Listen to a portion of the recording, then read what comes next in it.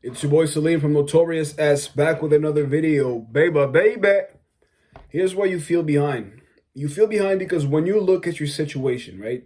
Your current situation, be it economical, how much money you got in your pocket, psychological, personal situation, and the overall scope of what your life looks like now, compared to if you zoom back, if you go back 3 years prior, you were then thinking about the situation you were going to be having now.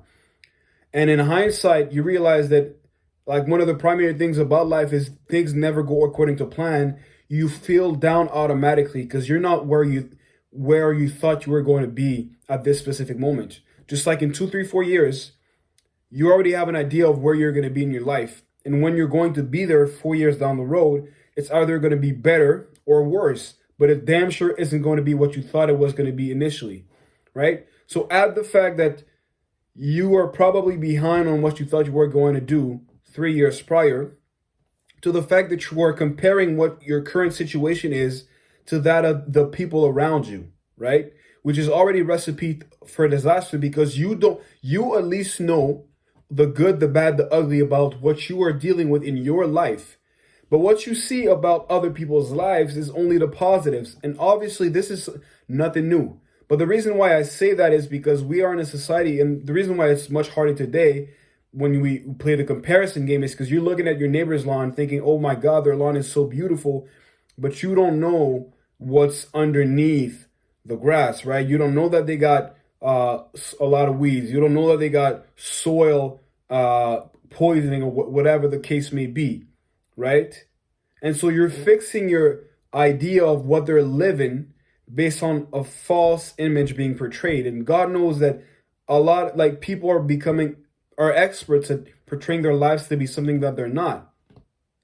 Why do I say that? Let's take something as trivial as the fact that when you look outside on the road, everybody wants to have the car of the year, the best car possible, because it's a sign of status. It's a sign of leisure, right? Economical means, because if you got enough money, enough leisure, extra money to spend towards an expensive car, then what do you have in your pocket, right? And people will literally, I'd say a big amount, 3 out of 4 cars, or at least 2 out of 4 cars that are on the road are driven and owned by people who cannot afford to be driving and owning these cars. And let me reiterate that if you know anybody that works in a car dealership, they know that most people that drive around cars don't have the actual money to buy and own or drive in these cars.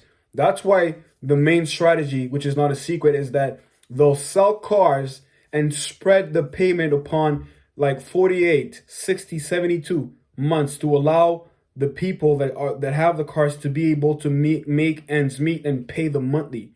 And just because they can pay the monthly, they think they could buy the car. But if people are able to go to such lengths just to drive a car and allow us as spectators of their lives to think that they got it better than what they actually do, what else do you think they're willing to do in their personal lives? Other than, than the car situation. And so you look at this, and this is just the tip of the iceberg.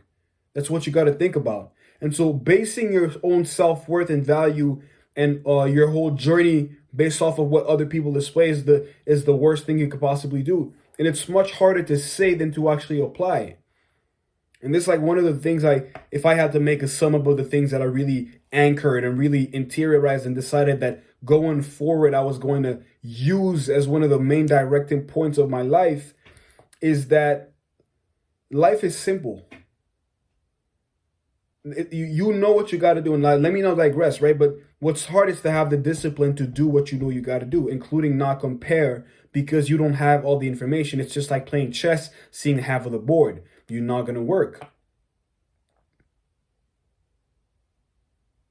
And that's why this is a trap. The comparison trap is going to lead you astray. It's going to probably motivate you to do things you wouldn't have done otherwise. And I'm hoping this gets to somebody that, is in a situation where they haven't done the things that I do. And I'm speaking off of experience, because wisdom is based on experience. I'm young, but I'm wise. Why? Because I have done a lot of things, and probably more things than most guys my age. Therefore, I can speak about my experiences. Though I'm not old, I have wisdom. And that's what you got to understand about that. It's like, do not let that affect you, because your time will come. Your time will undoubtedly come, and so you gotta be wary of actions and letting people influence you in that way. You dig? And that's all I got for you, man. If you like the video, subscribe, share, like the video because it's free. And I'm gonna see you next time. Peace.